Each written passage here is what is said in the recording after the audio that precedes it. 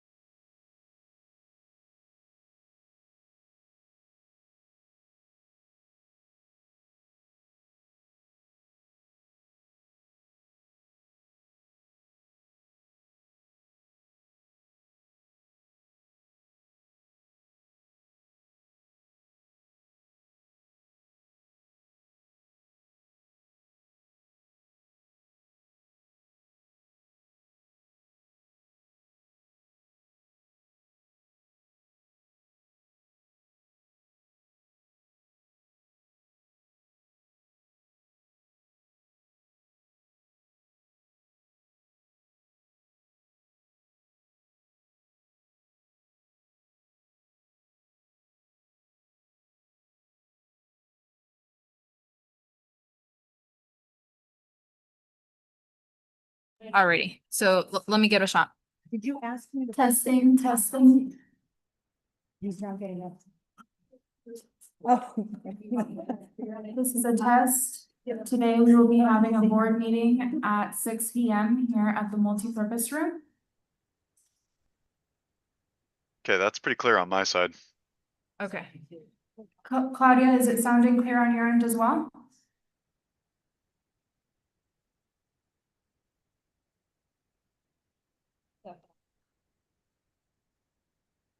Okay, Larry, I got the yes from Claudia on her end. Let me just give a try with one more mic. 1 second. Sure. Also, hello everyone. Air conditioning down. Okay. Reach it by hand. So. Hello, this is a test. We will be having a board meeting today at 6 p.m. here at the multipurpose room. So that's definitely clear, but a little bit quieter. So I'm wondering if they're experiencing a gain adjustment issue, but it's very distinguishable.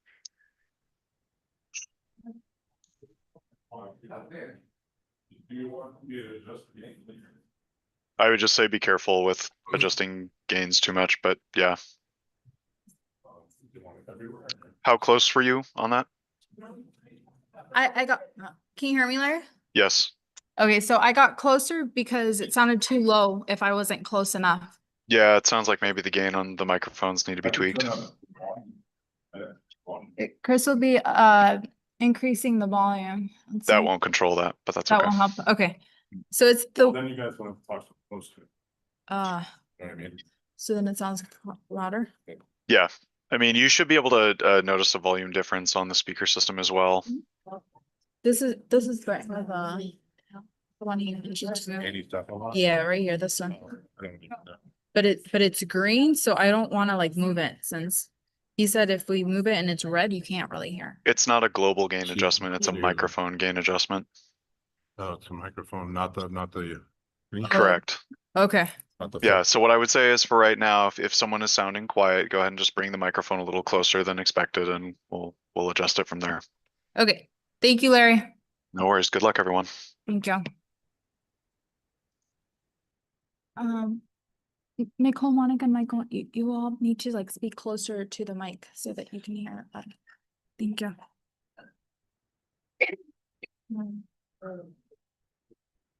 All right, good evening, everyone. I'm going to reconvene to open session and call to order at 6:02. Please be advised that recording may be made at the direction of the board and that the recording may capture images and sounds of those attending the meeting. A link to the live Spanish interpretation of the Zoom will be posted on both Facebook and our district website for anyone who would like to listen.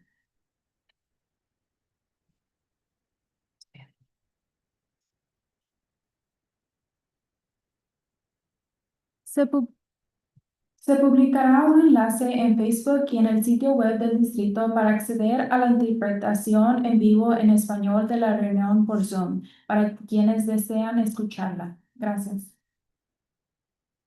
Report taken of action in closed session, none. Attendance roll call, President Ralphberg Allen, here. Clerk Reed. Here. Trustee Lopez Jones. Here. Trustee Rios. Here. Trustee Gonzalez. Here. Student Representative Enriquez. Pledge of Allegiance.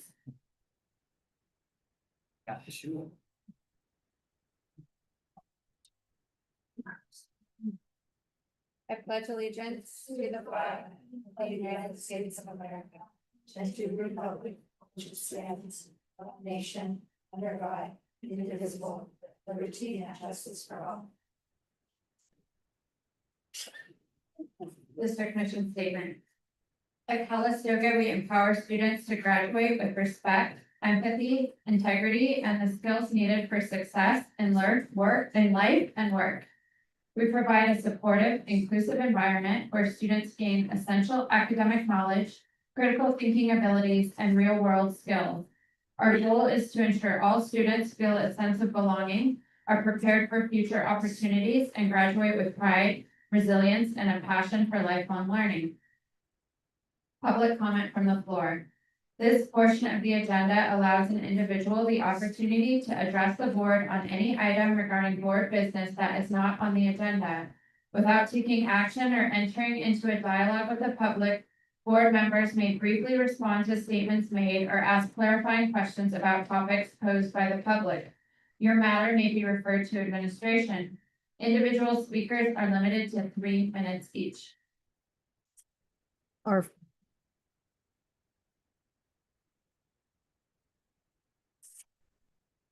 Our first public comment is Jessie Jane Lopez regarding flags at half-mast.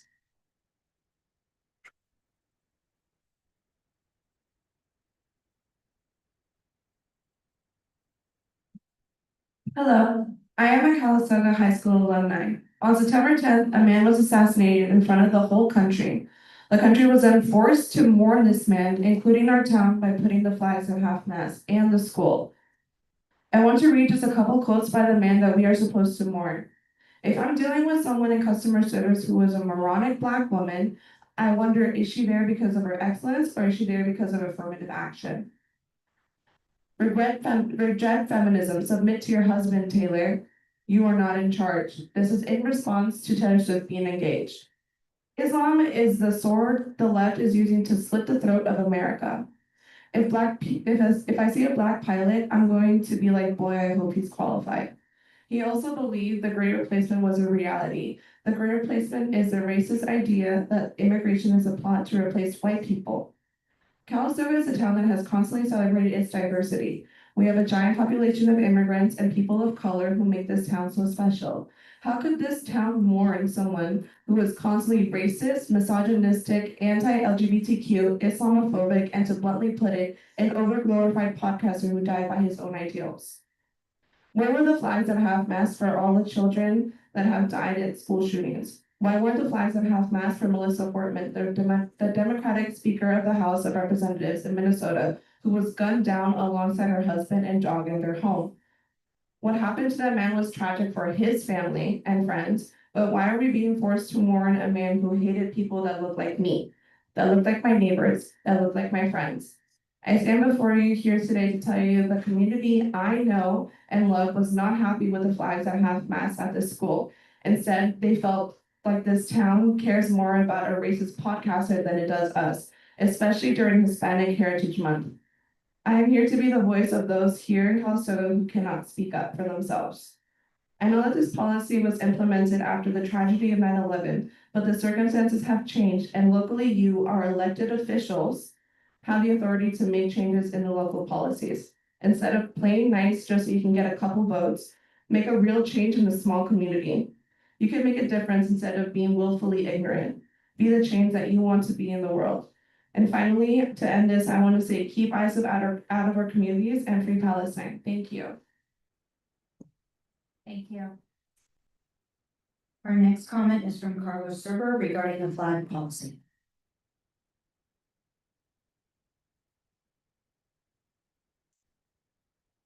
Good evening, trustees, Dr. Pittman and President Rothberg Allen. Thank you for the opportunity to speak to you tonight. I want to talk about how we live out our commitment to creating safe, welcoming campuses where every student feels a sense of belonging. That commitment matters deeply, especially in moments when our actions are being closely watched and interpreted by the students and families we serve. Like many of you, I had never heard of Charlie Kirk before the day he was assassinated. I want to be clear, I do not condone violence in any form. But once I learned more about who he was and the views he promoted, including the belief that immigrants should, quote, go back to their place of origin, end quote, I was deeply disturbed. That kind of rhetoric is not just offensive, it's threatening. And for many in our community, seeing the flag lowered in his honor felt like a betrayal of the values we say we hold. Values like inclusion, equity, and respect. I understand the importance of following policy. I also understand the constraints you face as a board. But I believe we can and must prepare ourselves for how to respond when policy collides with our values, because it will happen again. That response might be a public statement that reaffirms our commitment to all our students. It might be a proclamation that celebrates the rich diversity of our community. It might simply be an acknowledgement that a directive does not reflect our values. But silence isn't neutral.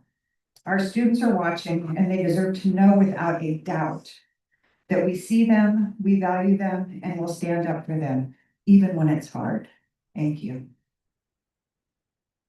Thank you.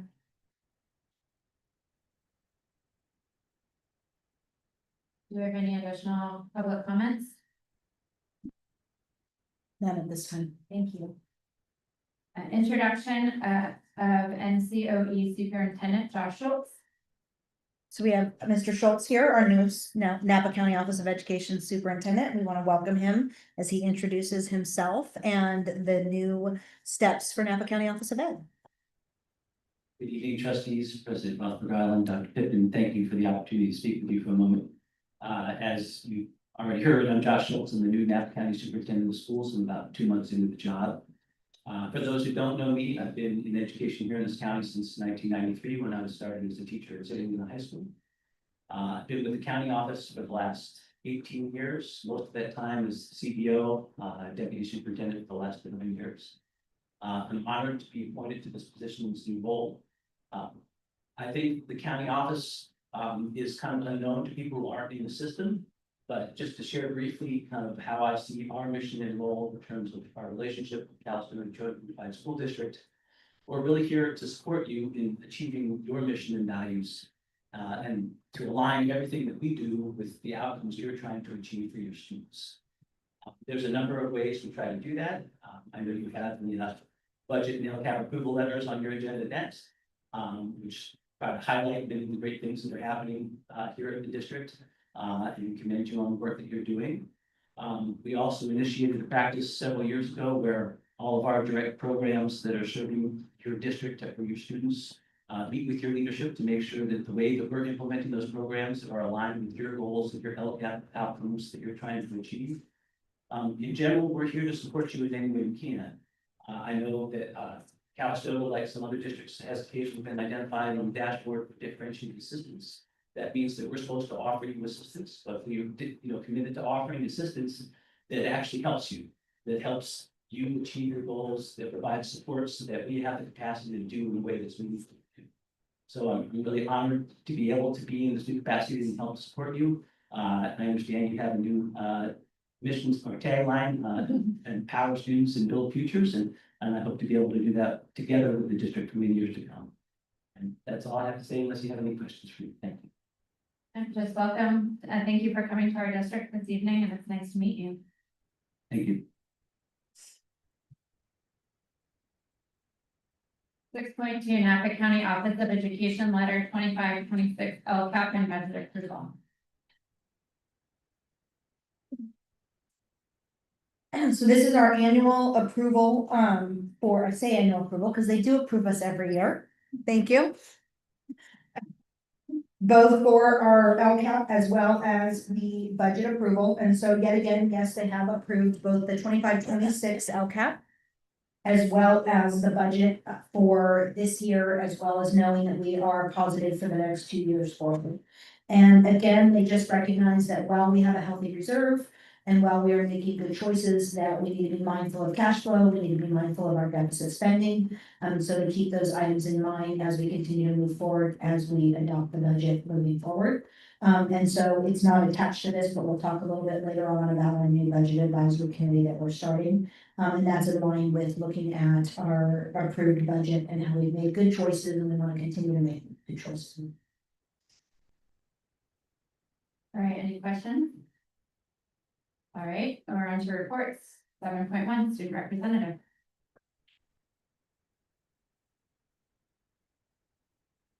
Hi guys. For September. We celebrated our first football game on the new field, which brought everyone together and strengthened our school spirit. We also recognized our seniors during senior night, honoring their hard work and dedication.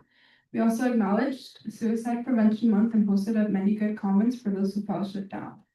For 2025-2026 committee, we have Etienne Enriquez and Liliana Hernandez as presidents, Angelique Vasquez as senior class president, Isabella Apolinar as vice president, Carolina Cochillo as treasurer, and Diana Infante as secretary.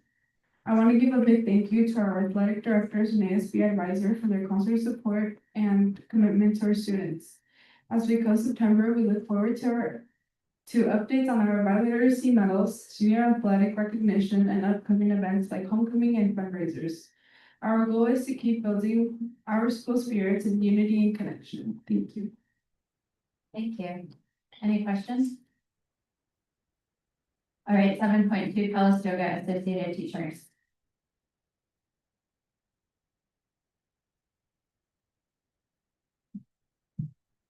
Hello. Just wanted to give a brief update to some of those contractual issue things that we brought up last meeting. To let you know that one of those items is actually a misunderstanding by some CAT members, so that was a non-issue to begin with. And two other issues been met and they've been addressed and resolved for the time being. So I'm just reading that status update, as well as saying a few things about the board meetings themselves and wordings and availability online. First of all, it's great that we're doing translations through Zoom now. This seems like a really good feature to make things accessible to everybody in the community. Another issue that came up was some of my members were looking for some of the older board meeting recordings and noticed that they the 2022, 2023 and 23-24 school year recordings weren't available on the YouTube channel. So we're not sure what happened there, but they opened a tech ticket to see if we could get some of those uploaded so that they can see some of the past board meetings that had occurred. So we're looking forward to see when those can be posted. That's all. Thank you. Any questions? All right. 7.3 Calistoga School Employees Association or Classified School Employees Association. No report. Okay. 7.4 Calistoga Elementary School Principal. Good evening, everyone. With respect to LCAP goal number 1, ensuring academic excellence for all students.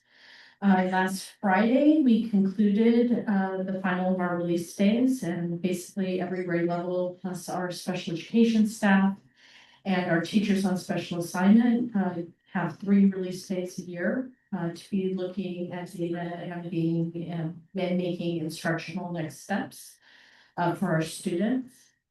And so they reviewed map data, and this year grades 1 through 3 also administered the Amplify in-class data. That's the DIBELS Plus that was approved last year as a reading difficulty screener. And so we were able to also look at those results. Kindergarten was not assessed this time since they are new. We're going to be assessing them in January with this reading screener.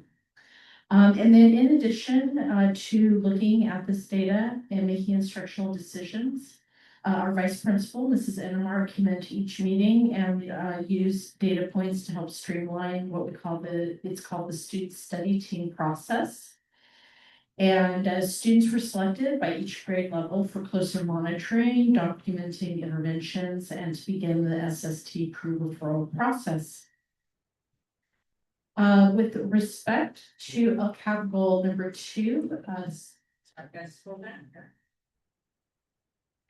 for providing a safe, healthy, and positive school environment. On October 1st, all CES paraeducator and certificated staff met for the Peaceful Playgrounds training. Boy, to say that 5 times, you're gonna tongue twist there. And the purpose of Peaceful Playgrounds program is to create safer, more active, and inclusive play environments for children by providing tools and programs that reduce conflicts, injuries, and bullying. It encourages purposeful and cooperative play through activities like painted games and teaches students problem solving, cooperation, and other social emotional skills necessary for healthy interactions both on and off the playground. And so we're going to be following up with creating more play spaces. We got delayed last week because of the rain. Hoping we can, because the paint basically needs to cure for a little bit, so we don't want to have rain come in and wash it away. And so we'll be following up with creating more play spaces for students and co-creating and following consistent rules and expectations. With respect to LCAP goal number 3, increasing parent engagement and enhancing communication. On September 19th, we had our first parent engagement meeting at CES. We had 15 parents participate. And what we are trying to do is create opportunities for parents to come in and volunteer, helping out with activities like doing an art project during recess, or even being out with a boombox with kids doing an activity out there. And so we look forward to being able to engage our parents as volunteers in those areas. And then PTO is off to a great start. We had 11 parents attend our first meeting. We currently have less officer representation at Calistoga Elementary School, so we are actively recruiting parents to be part of this organization. This concludes our report for tonight for Calistoga Elementary. Are there any questions? Thank you. Calistoga Junior Senior High School Principal. Hey, good evening, everyone. In regards to LCAP Goal 1, ensuring academic excellence for all students, CJSHS ended the first quarter of the school year on October 3rd. We will have a professional development day on Monday, October 13th, and the focus will be on AVID, strategy, focus, note-taking, and COSTA's levels of questioning. Additionally, there will be a presenter from Solution Tree who will support our PLC development and growth. In regards to LCAP Goal 2, provide a safe, healthy, and positive school environment. During the month of October, CJSHS will give the SEL assessment to all students. This assessment will provide staff with key information to support students who need additional intervention. The administration and our counseling support team meet regularly as a site team and with Up Valley Family Center supports to determine the services that are needed for students who either come to our attention via the SEL survey or by other means. During the month of October, CJSHS will conduct the Great Shakeout Safety Drill Schoolwide, which is an emergency drill to practice earthquake preparedness. That is a statewide drill, so everyone will be doing it. Excuse me. LCAP Goal 3, increase parent engagement and enhance communication. CJSHS will continue to hold monthly coffee with the principal. However, we may change the time to a later in the evening or afternoon. This will hopefully allow for parents who work in the morning to attend in the afternoon and be present for a late afternoon conversation. Also, during our first home game on September 26th, several parent groups and students helped to sell food and create positive school spirit. One of my favorite quotes of the day, a student came up and was very excited and said, we're doing this school spirit thing, right? It was really exciting. We look forward to hosting more home games on our new field and continue to promote a positive connection with our students and families outside of the classroom setting. Our next home game is October 24th, which is our homecoming game. And we look forward to having more people come back and enjoy our new field and lights and everything. That concludes my report. Are there any questions? Thank you. Thank you. 7.6, Director of Facilities Maintenance and Operations. Good evening. The first update is just on the fields. No, any of you made it to see the game, but definitely brought in a lot of people, more than I've seen. It was also good to see a couple of previous board members who, set the course for getting to this point. So they were really excited to see it. Not seeing that many people at any of our games, but it might just be because of different layout than usual. They're usually all on the field, all over the place, but yeah, I think it's going to be great when it's all finished. As for the work that's going on, July's still has to pave around the track. Finish that paving. It'll be done on Wednesday. That'll get us the 30-day cure time we need to start putting the surface on in November. We also are still on course to start the bleachers in November, the beginning of November, when the sports are done out there, and then December for the concession stand. And then TK, no update really. We're still waiting for CGS and DSA to come through with approvals for the work we did. In the meantime, the crews have prepared the pad for us to pour the footings as well as the slab. So as soon as we have that approval, we'll be able to hit the ground running. And then no updates on the generators either. DSA is still reviewing the elementary school, and our electrical engineer is still working on the test.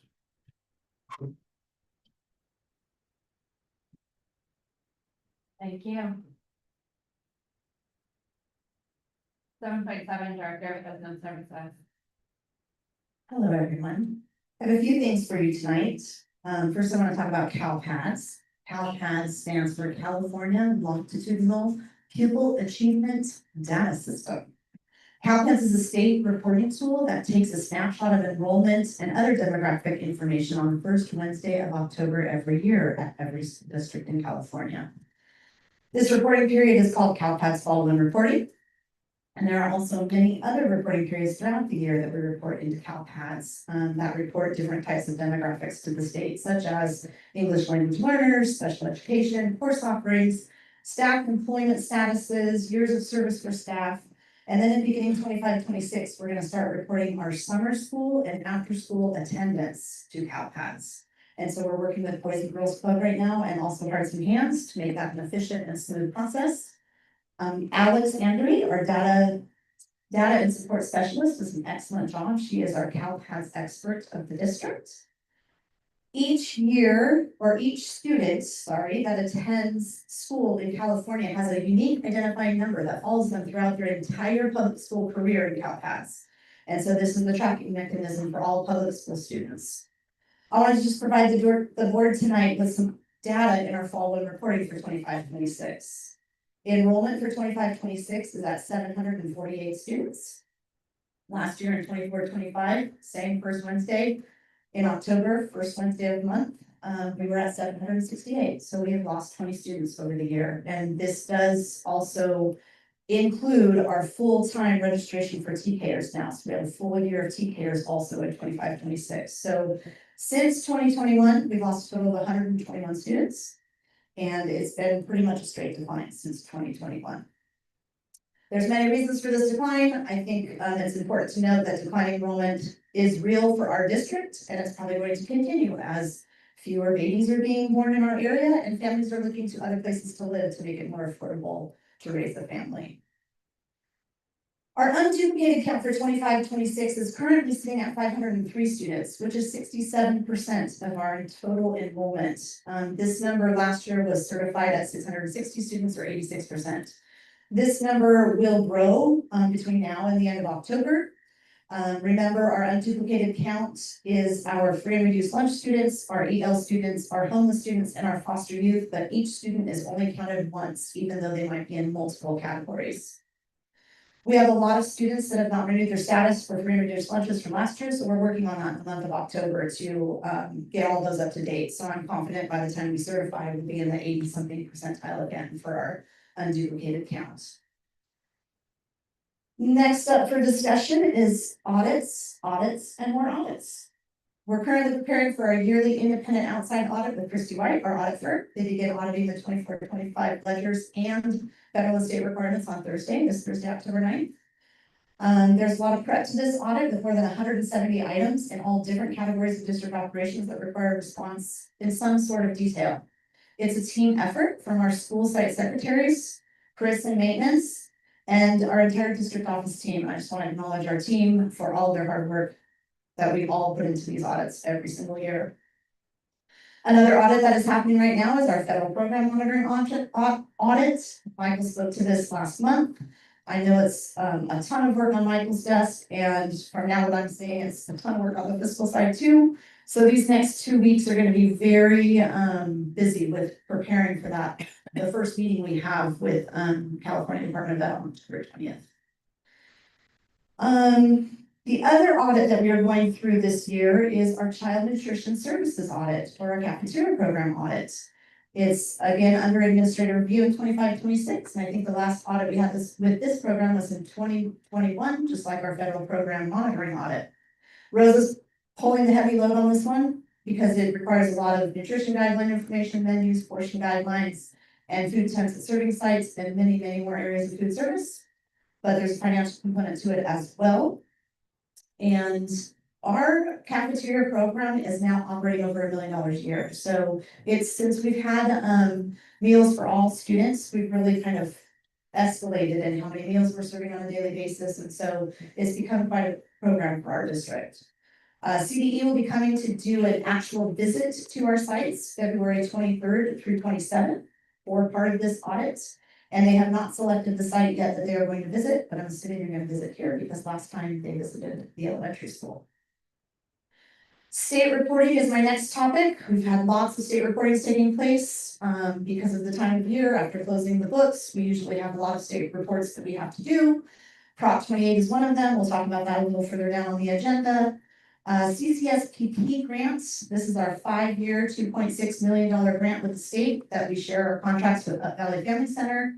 This reporting is crazy because we have to report every single year of all 5 years of what we actually asked for, what we spent, what changes were made, and we have to do a narrative as to what those changes were. So it's a very detailed and very extensive report. We have just completed our 3rd year of CCSP, so we have 2 more years to go. The 3rd report is special ed excess cost reports. This is something we submit to our SELPA, and it's about our excess costs above and beyond what the federal government gives us to have a special education program, which is not very much. And our current excess costs, including this report, were over $2.3 million to the district. So that is what we are exceeding our federal allocations by in order to run a special education program. Our 4th report is educator effectiveness funds, professional development. Back in 21-22, the district received $261,728. We had 4 years to spend the dollars, but true in Calistoga fashion, we spent all of that in 3 years. So we are done spending all of that money.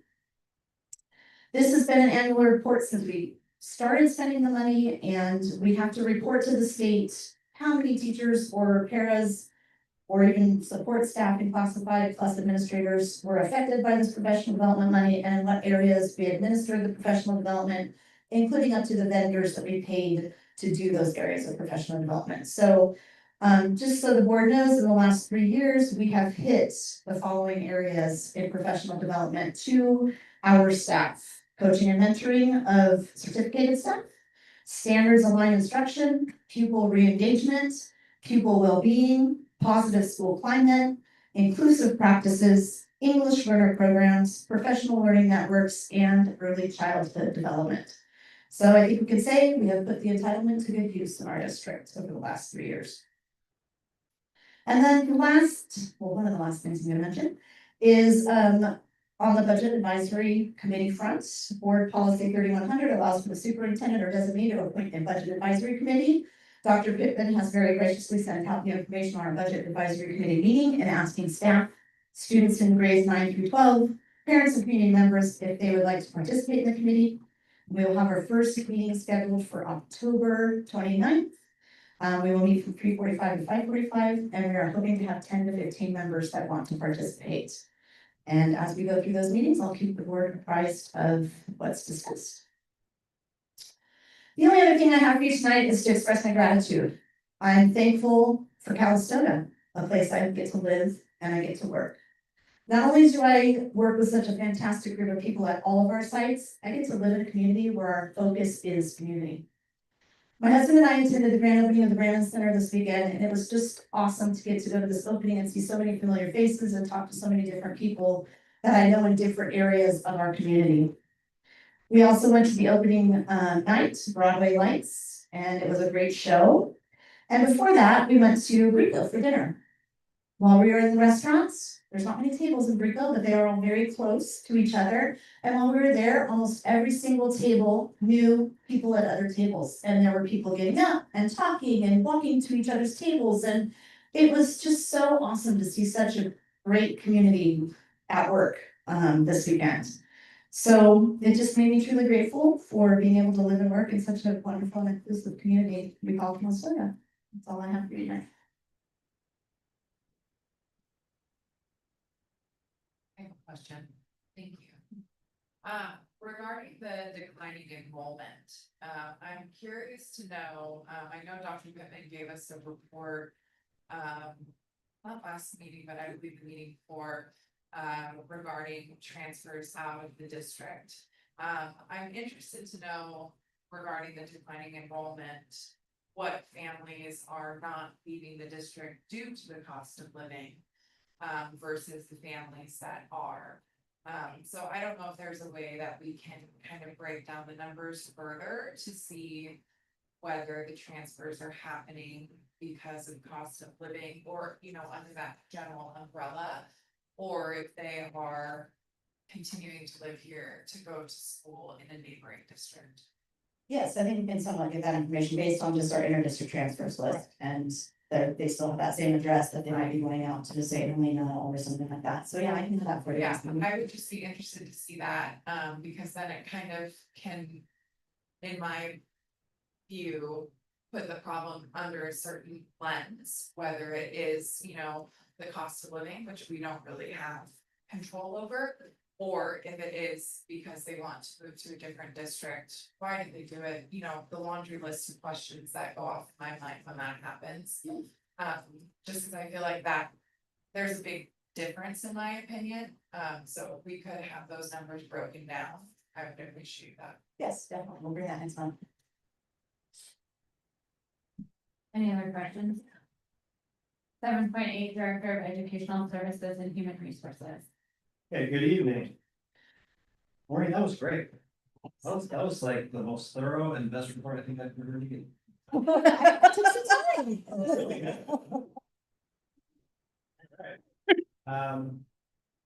You're gonna hear some overlap in my report with some of the other reports you've heard, but I think that's okay. September was a good month. We were definitely doing it. September is one of 2 months of the year that has over 20 instructional days. The other month is October. So September, October, those are our longest, most instructional days of any months of the year. So they're really important months when it comes to instruction. When it comes to teaching and learning, we need to maximize these first months of the year. So I think it's been good for our teachers to have lots of consecutive days, mostly 5-day weeks in a row. When you start to get into September, October, the first couple of weeks of November, right? Those are really good chunks of time for teaching and so that's what we're in the midst of. We're also into our well-established collaborative time and routines. We have collaborative time on a weekly basis for our staff, as well as our staff release days. We've just finished our first round of staff release days. It's always great for our staff to have time to collaborate. And when we do that work, we try mainly to focus on our professional learning community framework, our PLC framework. So it's not just that we have time to collaborate and talk, it's that it's focused. And we focus it on 4 key questions, right? What is it we want our students to know, be able to do? How will we know if they've learned it? How will we respond if they have not learned it? And how will we extend learning for students who have learned it? And our principals know that well, our teachers know that well, this is the work we do. But I think it's really important to recognize that it's nice to have collaborative time. It's even better if we can focus it in this way on students. We have done a lot of testing and assessment at the beginning of the year to assess where students are at. We've completed our initial LPAT test, 36 initial tests. That's 70% of our kindergarten students. So 70% of our kinders are tested for English language proficiency. And this year, 60% of those students are classified now as English learner students. That's down quite a bit. It's typically around 90%. So this year that number is lower. These students will begin receiving designated EL instruction focused on their English learner skills. And the goal will be to have these students reclassified as English proficient students within 5 years. We'll test all our English learners with the LPAC again at the end of the year to measure their progress. We have finished our fall math test, English, math, and science. That is a big undertaking, but I think we've gotten pretty good at it as a team. We have very high participation rate this year, nearly 100%. The number of makeup tests continues to go down to junior, senior high school. We made some really good changes there where most students are finishing it during their initial testing session versus having it pulled out for makeups, which used to be a higher percentage. The district-wide performance was down compared with last year in all subjects, in both percentage of students meeting growth goals and meeting proficiency. That's a concern. I will say, this is just one test, one point in time, and we get mixed results by grade level. Some grade levels made advancements, some went backwards. As a district, though, we would like to see on this test and then in the past a steady growth, right? And this felt like a step backwards. So we'll have to pay close attention to that. I think we'll be paying very close attention to winter math during the first week of February to see if that kind of rebounds. And this was an anomaly or not. As Nicole said, we gave the Amplified Dibbles test. This is a new test for us, the result of a new law requiring us to test all students in kinder through second for reading difficulty, screen for reading difficulties. We're actually testing K3. And I think it went pretty well in terms of process. Staff were trained in August on how to give the test. I think the testing process sounds like it went well. We now have new data. That's exciting, but I think we are going to have to learn what that means. Like, what do we do with this data? How do we fit it into these PLC conversations we talk about? What do we want our students to know how to do? We want them to have high reading proficiency. And now, what does this data tell us in terms of reading and made instructional shifts and how we support kids? Yes, and then we will be distributing scores to families. There's a score report, and there'll be a letter as well explaining the scores and what it is. We're also doing the DRDP, the Desired Results Developmental Profile. This is another new assessment, like Amplified Dibbles. This was new as of last year, and this is an observation-based assessment. So it's not students taking an assessment; it's us observing, but then writing down our assessment. And it's really an assessment that's historically been used for children from birth to kindergarten. That for say, like our state preschool is very familiar with this assessment. We've never given this assessment, but now that we're having TK, we have the students with us. The state has said we want you to do this as well. As of now, the state is telling us you only do this with special education students who are 5 years old or younger the entire year. That's your group. So that's really a small number of students for us, but it is a new process. It's something that we need to make sure we're trained on, that we know how to do and do well, and that we know what to do with that data, that new assessment data. Yeah. And as we said, we're going to be taking the SEL assessment beginning October 28th. This gives us good information on our social emotional learning competencies and skills of our kids. So a lot of assessments at the start of the year. Last month, we talked about our Williams visit. We've never had a Williams visit before, so this is a new territory. And this means that the Napa County Office of Education team comes up and they do 2 things.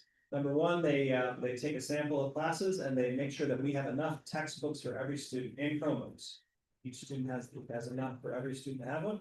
And then they also do a facilities walk to make sure that our facilities are in good condition for student learning. And good news, we passed with flying colors. And really good for Monica and her team. It is a lot of work to prepare. They have all the textbooks laid out, they're ready.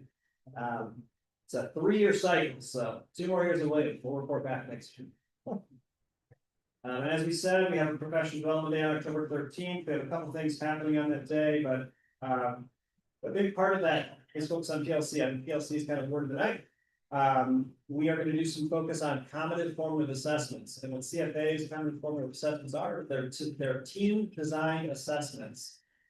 So that the teachers within the same grade level or content area are all giving the same assessment to gauge student learning. It's not necessarily a graded test, it can be, but it's not necessarily. It's really designed to give us formative data to know if our students are learning the things we want them to learn.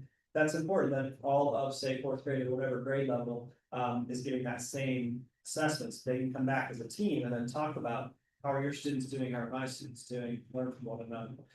We have Kim Bailey's coming from Solution Tree. I reached out to them and said, we really want to focus on common formative assessments, send us your best person. They sent us Kim Bailey. Kim is a prolific presenter on this topic specifically. She's authored several books on this topic, so I think we're going to be in good hands. Maureen had better information actually than I have on Census Day, but I'll talk about it anyway. Census Day has become really important as CalPADS has become more and more important. When you say how many students go to Calistoga, how many students are special education students, English learners, how did that change from one year to the next? You know, the number of students, all those things in Calistoga are going to go like this throughout the year, right? So Wednesday, October 1st, first Wednesday in October, that's the day. We take a snapshot, we say that's how many students go to school here, and all of the subgroups. We look at our staff data, here's who teaches here, here are their credentials, here's whether they're aligned to take the correct courses. All that stuff is based on Census Day, October 1st, and our goal is to have clean data. Alex is a big part of it, but it's a team effort. A lot of people play a part, and it's really important that we get that data correct. Otherwise, we're going to get a misrepresentation of who we are, right? That information is used for a lot of things. Partly it's funding and accountability.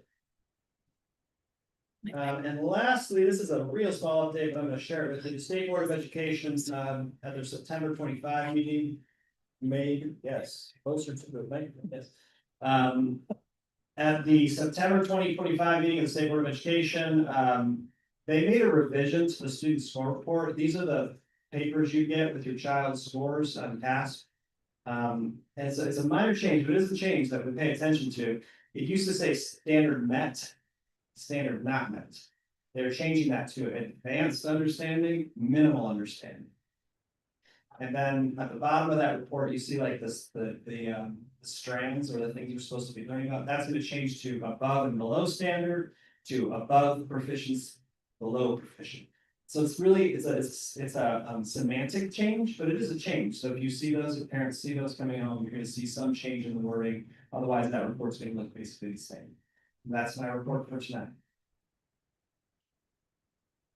Michael, regarding the Williams review, you've never done that before, so was there a trigger? Did something happen that caused us to confuse? There is, I'm gonna do my best to explain it to you. Now, I could really use like a visual explanation, and hopefully I have this right off the top of my head.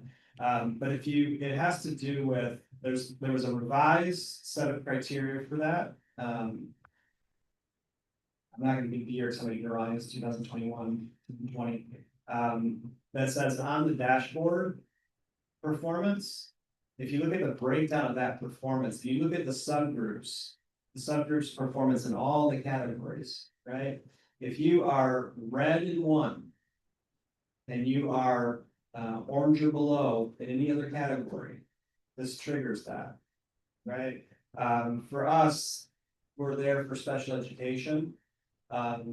Though, you know, what's a little odd is that because our population is so small, we don't have all the categories. So, you know, we just have one other. That's actually not right. It's not just one other. Yeah, it's all of them. And because we're red and only one.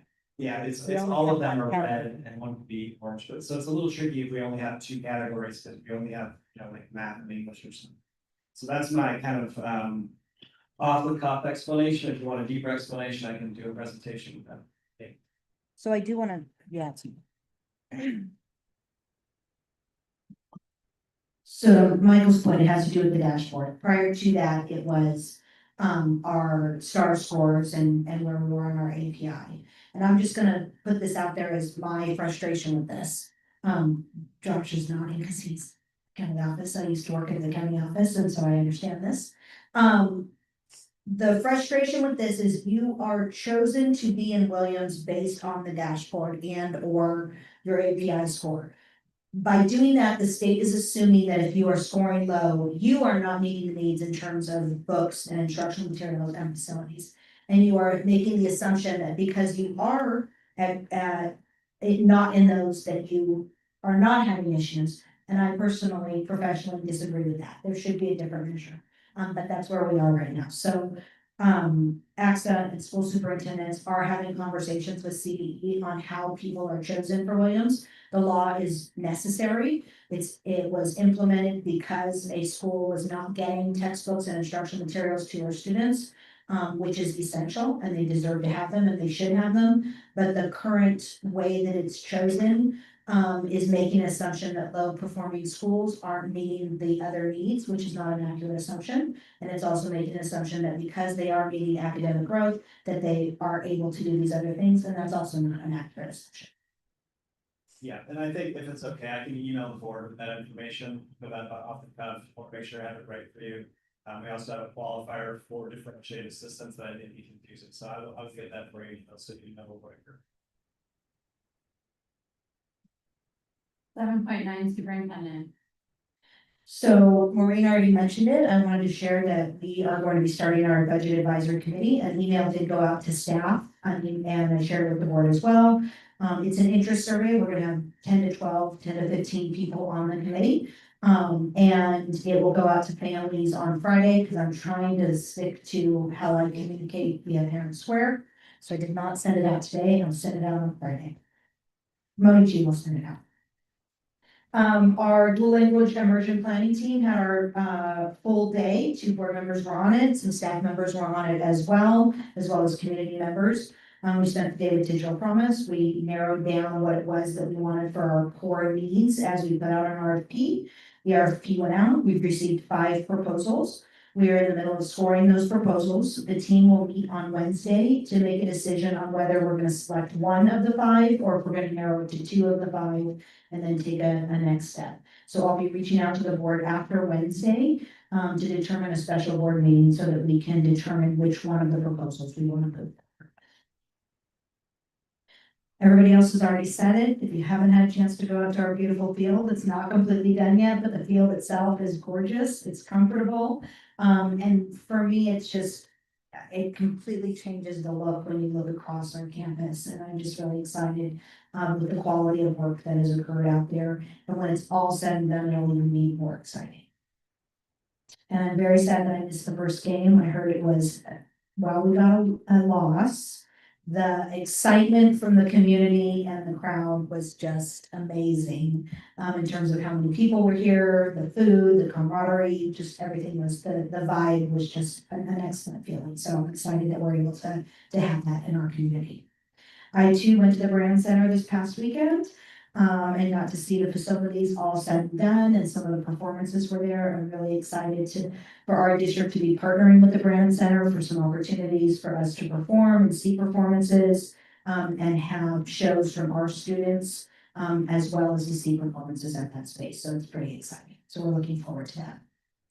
Tomorrow night is the first meeting of our 7-Eleven committee to discuss the Gallus property on Money Lane and determine what next steps are for that. So we, again, another agenda item is last month you approved 7 candidates. We had 1 more that applied before a board meeting, so all 8 will have an opportunity to attend tomorrow should you approve that packet. I did want to share that Rotary is excited to bring back the Rotary Exchange program. And so they met with a group of students. They put it out there to all 10th graders that qualified. You have to have a certain GPA, but it's open to current 10th graders to spend their junior year abroad. And so we're pretty excited that Rotary is bringing it back. They had done it for 20-some years and then COVID hit and then I think it died down. I see a nod in the audience. So we're pretty excited that they're gonna be able to have, an opportunity, and the students that attended, I know of at least one student who's probably already written her application and is excited, and is sad that there's only one slot. So we're looking forward to sending the students. So there will be some fundraisers as we go through the year to help support the student, get across the world. Last week, we did our redesignated celebration for our students. It was here in the multipurpose room, and it was pretty exciting to see our students move from the designation of English learner to redesignated because they've now shown proficiency in English. So we were able to celebrate over 100 students last week, which was pretty exciting. This Friday, Rotary is delivering the annual third grade animal encyclopedias. Those of you that have older than third graders, you probably received one, so we're pretty excited to have that happen. The kids love it, and they use the encyclopedia to report on an individual animal. So that's happening this Friday. Just a reminder that we're gonna move our November 3rd board meeting to November 10th, and it's gonna be at 4 p.m. So I'll send out a reminder as we get to that. Monday, November 10th is, it's a staff development day in the morning, or during the day. And then that evening, we will have our second day with Digital Promise. They'll start here with the staff after lunch, discussing what parent engagement and support looks like and what are the needs and wants of staff members. We'll also invite parents to be a part of that conversation that can come during the day. And then they'll lead a separate session in the evening that will be open to all staff so that we can start to have conversations from both sides and recognize there are certain things that we need and want, and there are certain things that people can give and want as well, and how do we meet in the middle. So I'm pretty excited about that day.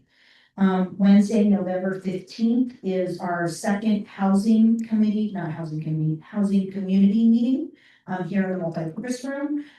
Brookwood is gonna come and do a presentation on some possible ideas for the houses that would be on the property. So it's open to the community as well as all staff who may be interested in actually benefiting from workforce housing. So I'm pretty excited for that next step. So I'll send an email reminder about that as well. And that's my report. Oh, no, I'm sorry, I have one more thing. This one is actually, we're gonna bring it next month, as an actual discussion item. One person came to me about, how excited they were with the energy that our student board member brought this year. And they were really excited about this, and they had an idea about possibly making that position a 2-person position and a 2-year position, so that it wouldn't just be a senior who comes in, spends 1 year, but there's a conversation that can happen and some training that can happen so that we can deepen the role of the student board member. A separate conversation that I had with the 7th, 8th grade teaching team was that the representation here represents the 9-12. Even though it's a 7-12 campus, the majority of the reports are related to high school. And they were hoping to see maybe we can have an 8th grade representative sitting at the table that represents 7 and 8. So either of those options brings us an idea of bringing more students to the table. And so next month, it'll actually be a discussion item on what we think the board wants to move forward to hopefully bring more student voice to our needs. That's what I have. Thank you very much. All right, we're on to the consent agenda. Actions proposed for the consent agenda are deemed routine in nature and will be enacted by one motion. There will be no separate discussion of these items unless any member of the board, the audience, or staff request specific items to be removed from the consent agenda for separate action. Can I have a motion to approve the consent agenda as presented?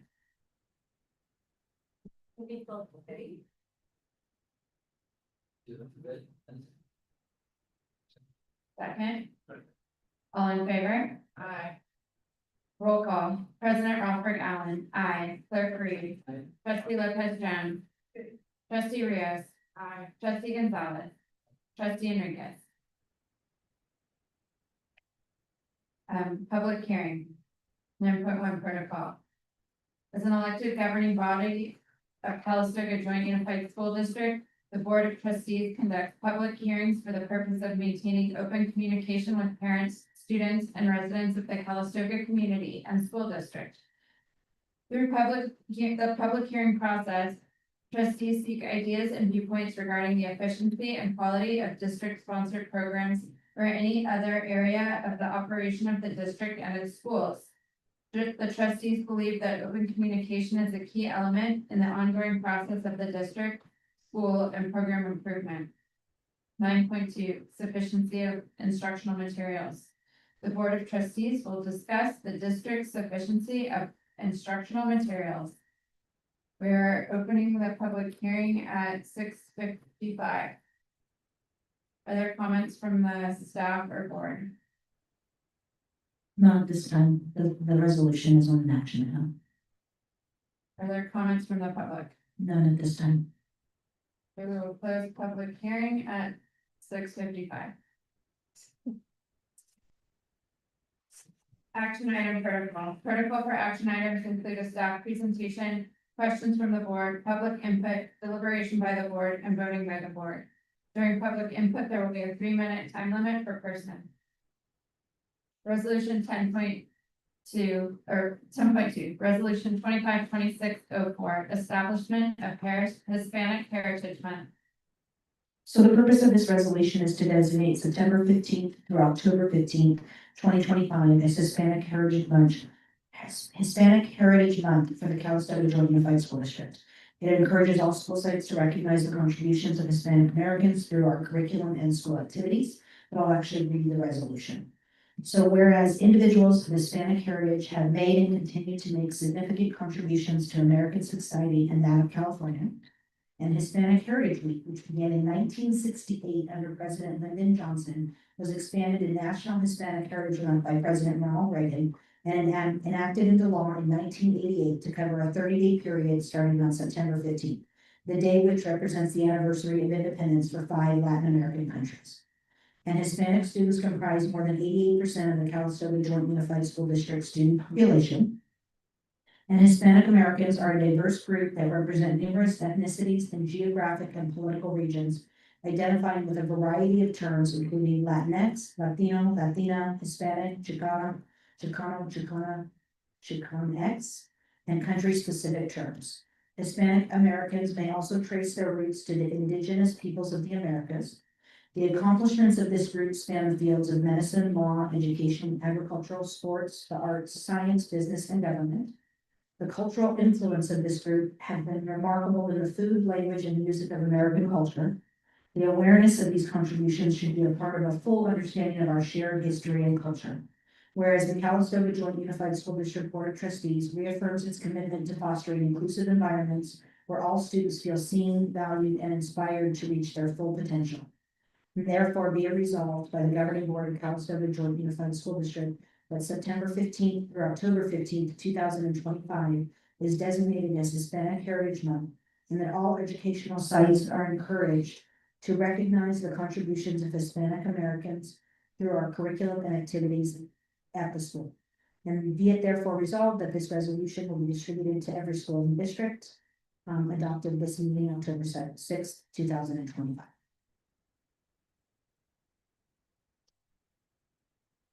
Are there any questions? Can I have a motion? Second. All in favor? Aye. 10.3, resolution 252605, sufficiency of instructional materials. This resolution indicates that the Calistoga Joint Unified School District provides each pupil with sufficient textbooks and instructional materials consistent with the cycles of content of the curriculum frameworks. I'm not going to read this resolution. Bummer. Can I have a motion? Second. All in favor? Aye.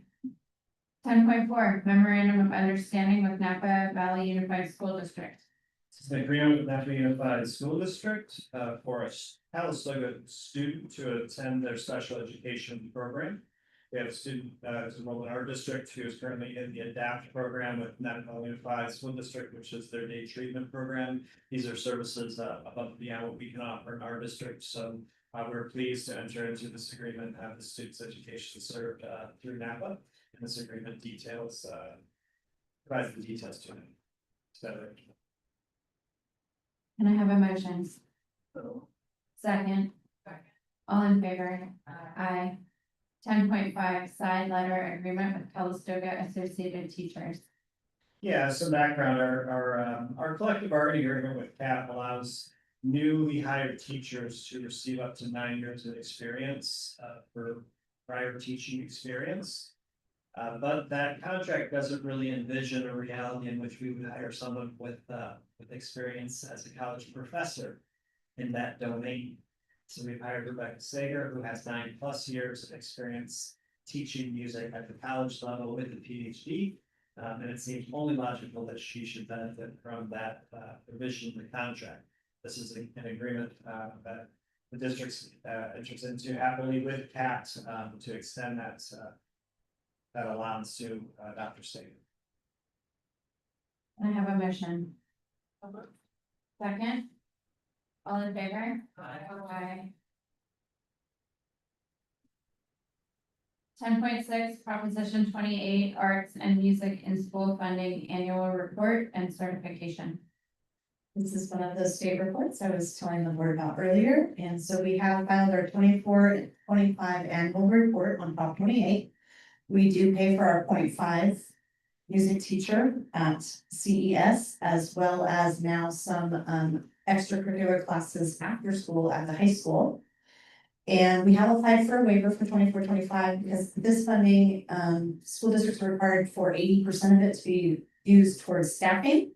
And so we are having a hard time doing that at the high school, so we are applying for a waiver to be able to use the extra funds or part of that 80% for after-school classes and not necessarily a position at the high school. And then we also annually certify that everything that's reported to the state is true and correct, and that we're doing all we're supposed to be doing according to the rules of the law on Prop 28. Can I have a motion? Second? All in favor? Aye. 10.7, 7-Eleven committee applicant.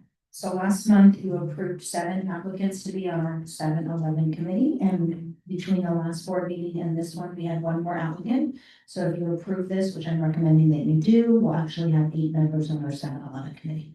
So I'm asking the board to approve the applicant as presented in the packet. Great. Can I have a motion to approve the applicant? Second.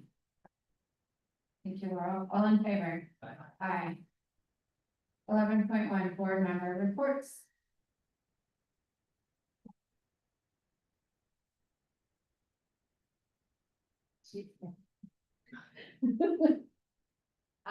I was able to go to the football game, the first game on the field, with my girls, and it was very exciting to feel the energy there.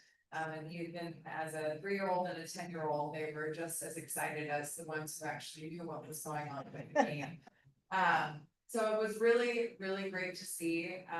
It definitely was very nostalgic, although our high school football field did not look that way at the fairgrounds when I attended here, but it was just really great to see a field that represents on the outside what we know we are on the inside. And so I thought it was really beautiful to see, you know, retired teachers come out and community members come out, and the great food offerings again was wonderful to not have to cook and be able to enjoy the game. So it was really a job well done by everybody involved. And thank you for providing that space for the community, because it was really wonderful. And then my only other question was I wanted to see if maybe by the next meeting, we could have an update on the after-school Spanish class programs. I know you sent out a survey about the days of the week that people would be interested in. But just if we could get an update on the progress of that, just because at the next meeting will be into November, and then next thing you know, happy Valentine's Day and it's graduation. So it goes that fast. So just if we could get an update on that at the next meeting. And then also I know we'll talk about it at tentative future agenda items, but we're gonna get a presentation from food services. So I appreciate the ball rolling on that. And then also just following up on the idea about fencing in both school campuses. That is something that I'm going to continually bring up. Just a sweet Just saying. deal. Just saying. Just saying, just putting it out there. But again, the football game was, it was pretty special evening, so thank you for that. Anybody else?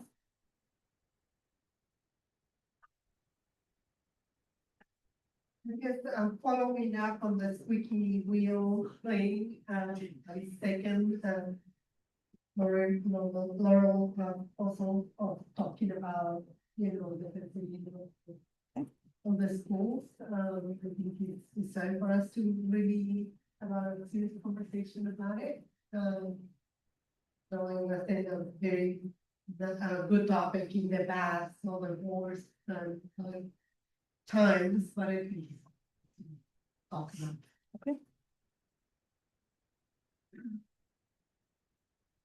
Anybody else? All right, our next board meeting, yes, go ahead. Is it about the fencing in the yard? I just wanted to agree with for the fencing idea. For events like our homecoming, sometimes budgeting is pretty tight for us and we would like to, for example, this October, we were thinking of having our homecoming outside. That is not possible due to how many open space we have in our campus. So I was hoping you guys could also have like an insight of how students see this open campus. And the limited space we have for events like this. Yeah, okay. Thank you. All right, anybody else? Want to talk about fencing? Yeah, I agree. Our next meeting, as Dr. Pittman pointed out, will be November 10th at 4 p.m. And then our next meeting after that is December 8th, and then the next meeting after that is Valentine's Day. Tentative future agenda items, food service presentation. That's for you. We have no need to reconvene to close session, and can I have a motion to adjourn the meeting? All in favor? Aye. Thank you, everyone.